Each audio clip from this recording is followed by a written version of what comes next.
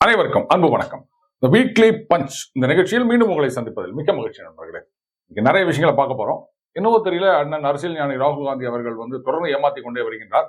ஆனா அந்த ஏமாற்றத்தை தீர்க்கும் வகையில் நமது உலக நாயகன் கரெக்ட். ஸோ கடைசியில அது இடம் பெறும். முதல்ல நம்ம பார்க்க போறது இந்த 2G வழக்கில் வந்துள்ள மிக முக்கியம் வாய்ந்த ஒரு தீர்ப்பு. இந்த வழக்குல குற்றம் சாட்டப்பட்டவர்களை விடுவித்தது செல்லாது, அப்பீல் போகணும் அப்படின்றதுக்கு இத்தனை வருஷமா கேஸ் நடந்துட்டு இருந்ததுங்க. நிறைய பேர் கேட்டிருந்தாங்க, என்னங்க 2G வழக்கு, இதை சொல்லிதான் பாஜக ஆட்சிக்கு வந்தாங்க, ஆனா எதுவும் பெருசா அவங்களால குற்றத்தை நிரூபிக்க முடியவில்லையே, அப்போ இவங்களோட எஃபர்ட் எல்லாம் என்ன ஆகுறது, உண்மையிலேயே இவங்களுக்கு இன்ட்ரெஸ்ட் இல்லையா அப்படின்னு வேற நிறைய பேர் கேட்க ஆரம்பிச்சாங்க.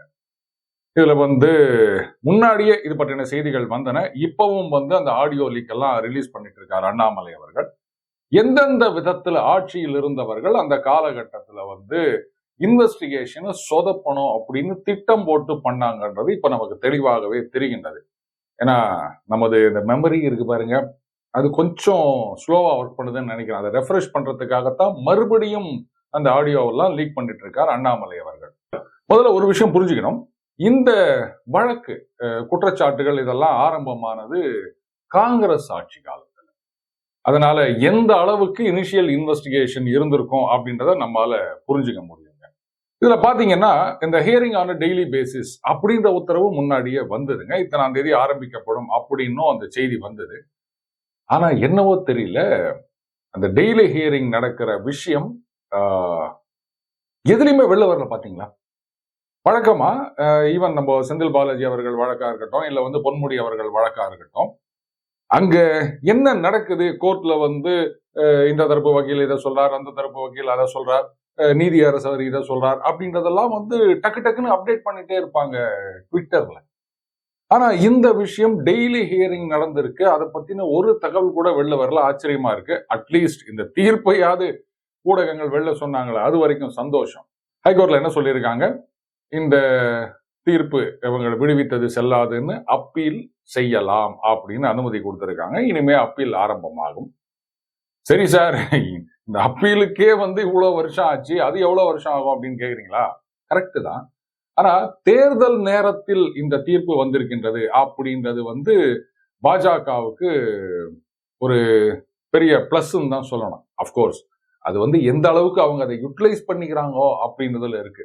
சும்மா ஆடியோ லீக்கை மட்டும் ரிலீஸ் பண்ணிட்டு இப்ப இந்த தீர்ப்பு வந்த உடனே இதை பத்தி யாருமே இங்க பெருசா பேச காணும். அதுவும் எனக்கு இன்னொரு ஆச்சரியமா இருக்குது. சரி, ஹியரிங் பத்தின டீடைல்ஸ் தான் வரலன்னா, இவ்வளவு பெரிய ஒரு தீர்ப்பு வந்திருக்குது, யாருமே இதை பத்தி பேசலையே, சுத்தமா எல்லாருமே மறந்துட்டாங்களா, நாம மட்டும்தான் ஞாபகம் வச்சுருக்கிறோமா? தேர்தல் பிரச்சாரத்துல நிச்சயமா இதை பாஜக யூஸ் பண்ணுவாங்க அப்படின்னு நினைக்கிறேன்.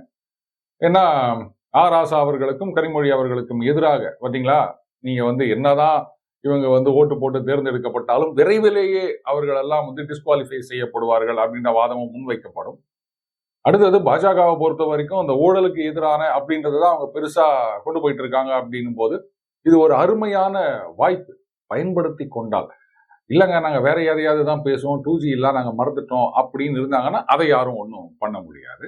எனக்கு ஒரு சந்தேகம் என்னன்னா, இந்த தடவை இந்த அப்பீல்ல அண்ணன் ராசா அவர்களே அவருக்காக வாதிடுவாரா, இல்ல ஆரிய பார்ப்பன வடக்கிலிருந்து யாரையாவது கூட்டு ஆஜராக வைப்பாங்களா அப்படின்னு. ஏன்னா அண்ணன் ராசா அவர்கள் திறமையான வழக்கறிஞர். அவரே சொல்லியிருக்காரு, நீதிபதியை பாராட்டினாராம, ரொம்ப அழகா நீங்க ஆர்கியூ பண்ணீங்க அப்படின்னு சொல்லிட்டு. அதனால அவரே ஆர்கியூ பண்ண விட்டுலாம் அப்படின்னு நினைக்கிறேன். அவருடைய திறமையை குறைத்து மதிப்பிடுவது போல நீங்க வேற யாரையாவது கொண்டு வந்தீங்கன்னா அது சரியில்லைங்க. அடுத்ததாக நாம் பார்க்க போவது அண்ணன் அரவிந்த் கெஜ்ரிவால். இதுல ஆதிஷி அவங்க தான் இப்ப கல்வி அமைச்சராக இருக்காங்க. அந்த மனிஷ் சிசோடியா, இந்த ஹேண்ட்சம் எஜுகேஷன் மினிஸ்டர் இருந்தார் இல்லையா, அவர் உள்ள போன பிறகு இவங்க அந்த பதவிக்கு வந்துட்டாங்க. இதுல பாத்தீங்கன்னா மனிஷ் சிசோடியா அவர்கள் செய்திக்கு போகும்போது அண்ணன் அரவிந்த் கெஜ்ரிவால் அவர்கள் சொன்னாரு, நீ ஒன்னும் கவலைப்படாத, உன் குடும்பத்தை நான் பாத்துக்கிறேன் அப்படின்னாரு. எனக்கு என்னவோ இந்த தெலுங்கு படம் தான் ஞாபகம் வந்ததுங்க. ஆனா பாருங்க, சத்யேந்திர ஜெயின் அவருக்கு முன்னாடி போனாரு, கிட்டத்தட்ட 8 மாசத்துக்கு முன்னாடின்னு நினைக்கிறேன். அவரு மந்திரியாவே கண்டினியூ ஆயிருந்தாரு. ஆனா மனிஷ் சிசோடியா அவர்கள் உள்ள போன உடனே ராஜினாமா அப்படின்ட்டாங்க. அத்தோட விட்டாங்களா? என்னதான் ஒரு சாதாரண கடைநிலை ஊழியரா இருந்தா கூட ரிட்டையர் ஆறாரு இல்ல ராஜினாமா பண்றாரு அப்படின்னா அட்லீஸ்ட் 1 மாசமாவது டைம் கொடுப்பாங்க. அவருக்கு இருக்க குவார்டர்ஸை வக்கேட் பண்றதுக்கு. ஆனா இங்க ஒரு வாரத்துக்குள்ளேயே நோட்டீஸ் கொடுத்ததா கேள்விப்பட்டேங்க நானு. இதுதான் வந்து குடும்பத்தை பாத்துக்கிறேன் அப்படின்னு சொன்ன லட்சணமா? சரி, இருந்துட்டு போட்டோம். இன்றைக்கு சிக்கல் என்ன அப்படின்னு கேட்டீங்கன்னா, ஆதிஷி அவர்கள் சொல்லியிருக்காங்க, பாருங்க, ஜெயிலுக்குள்ளார இருந்து கூட இந்த மாதிரி தண்ணி கஷ்டத்துல கஷ்டப்படுறவங்களுக்கு அங்கங்கெல்லாம் வந்து நீங்க தண்ணி லாரி அனுப்பணும் அப்படின்னு அரவிந்த் கெஜ்ரிவால் அவர்கள் உத்தரவு போட்டிருக்கின்றார் அப்படின்னு. எப்படிங்க திகார் சைட்ல வந்து அவருக்கு ஹாட்லைனு மொபைல் போன் எல்லாம் கொடுத்துருக்காங்களா, இல்ல இமெயில்ல அனுப்பிச்சாரா இந்த மாதிரி எல்லாம் பண்ணுங்க அப்படின்னு சொல்லிட்டு? கேட்கிற ஜனங்க வடிகட்டின முட்டாள்கள்னு நினைச்சுன்னு இந்த மாதிரி பேசினுக்கிறாங்க. ஜெயிலுக்குள்ள இருக்கவர் இந்த மாதிரி எல்லாம் உத்தரவு போட முடியுமா? யோசிச்சு பாருங்க. அப்போ நம்ம இப்படி எடுத்துக்கலாம். கரெக்ட். இந்த ஒரு சில தாதாக்கள்லாம் ஜெயிலுக்குள்ள போனா கூட அவர்களுடைய சாம்ராஜ்யம் தொடர்ந்து நடந்து கொண்டிருக்கும் அப்படின்னு சொல்லுவாங்க. அதே மாதிரி தானே இங்க இருக்குது. இவர் ஜெயிலுக்கு போனாலும் அங்கேருந்து அவர் ஆர்டர்ஸ் குத்துனுக்கிறாரு அப்படின்னு சொன்னா, ஏங்க நீங்களே வந்து அரவிந்த் கெஜ்ரிவால் அவர்களை தாதா ரேஞ்சுக்கு கொண்டு போயிட்டீங்கன்னா அப்புறம் பாஜக எல்லாம் என்ன பண்ணுவாங்க? இதுல பாத்தீங்கன்னா ஒரு சில மிட்டாய் மாமாக்கள்லாம் அப்படியே இன்னைக்கு வந்து அழுது வடிகிறாங்க. சரி, என்னதான் இருந்தாலும் அரவிந்த் கெஜ்ரிவாலை கைது செய்தது தவறு. இதுல ஒரு மிட்டாய் மாமா நான் கேட்டேன், சரிங்க அரவிந்த் கெஜ்ரிவால் அரெஸ்ட் பண்ணது தப்புன்னு சொல்றீங்கன்னா எதனால தப்பு அப்படின்னு. இல்லங்க, இது வந்து எலெக்ஷன் டைம்ல ஒரு சீஃப் மினிஸ்டர் நீங்க அரெஸ்ட் பண்ணீங்கன்னா அது வந்து அரவிந்த் கெஜ்ரிவால் அந்த ஆப்பு கட்சிக்கு தான் ஒரு சிம்பத்தி வேவை உருவாக்கும், இது பாஜகவுக்கு தான் நஷ்டம் அப்படின்னாரு. எனக்கு அப்படியே ஆச்சரியமா இருந்தது. சரி, ரைட், இந்த சிம்பத்தி வேவ் அப்படின்றத தவிர அரெஸ்ட் பண்ணது தப்புன்றதுக்கு வேற ஒரு காரணம் சொல்ல முடியுமா அப்படின்னு கேட்டேன். அப்படி யோசிச்சாரு. பாருங்க, நானே எடுத்து சொல்றேன். அரவிந்த் கெஜ்ரிவால் இந்த ஊழலில் சம்பந்தப்படவே இல்லை அப்படின்னு உங்களால சொல்ல முடியுமா அப்படின்னு. அது சொல்ல முடியாது அப்படின்னாரு. சரி, ஊழல் செய்தவர்களை கைது செய்யக்கூடாது, அவங்க ஊழல் செய்ய அலோவ் பண்ணினே இருக்கணும் அப்படின்னு சொல்ல வரீங்களா? நான் அப்படிலாம் சொல்லலைங்க.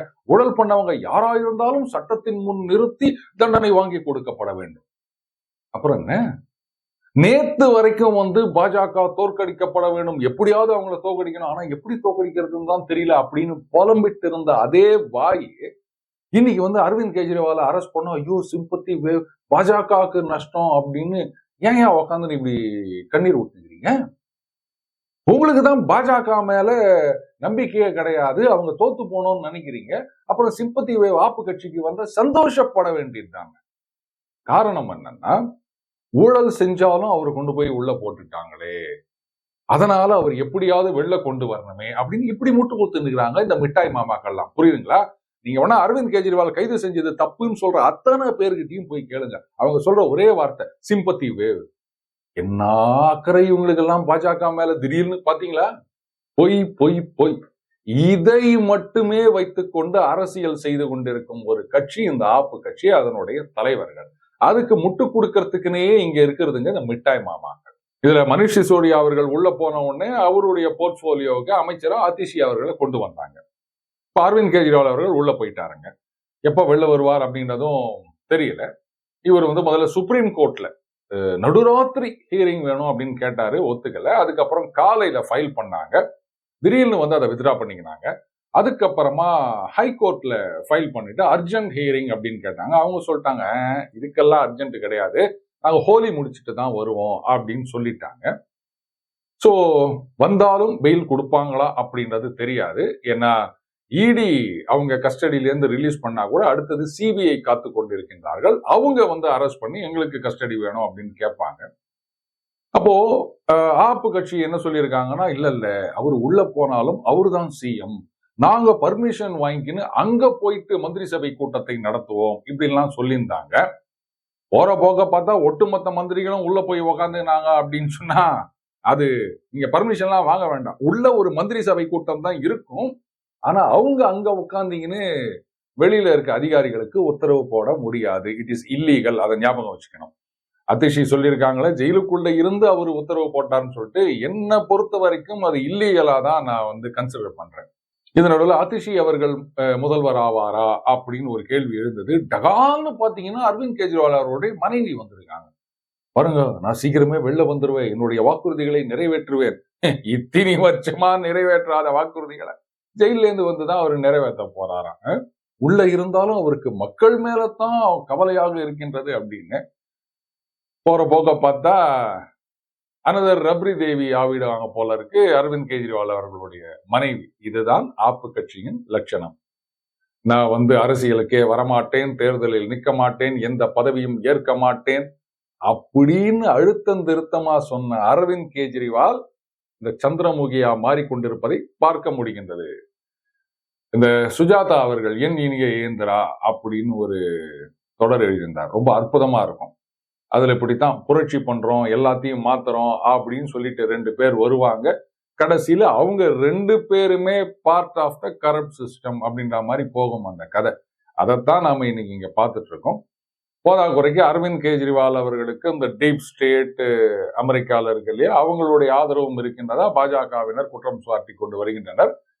பார்ப்போம் மந்திரி சபை கூட்டம் எங்கிருந்து நடக்கின்றது அப்படின்னு. ஆனா ஒண்ணு நிச்சயம், இந்த கேஸை ஒழுங்கா பிரசன்ட் பண்ணாம அரவிந்த் கெஜ்ரிவால் அவர்கள் விடுவிக்கப்பட்டார் அப்படின்னு சொன்னா அதுக்கப்புறம் பாஜகவை யாராலையும் காப்பாற்ற முடியாது.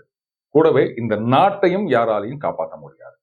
மீண்டும் அடுத்த ஒரு சந்திப்போம். வணக்கம்.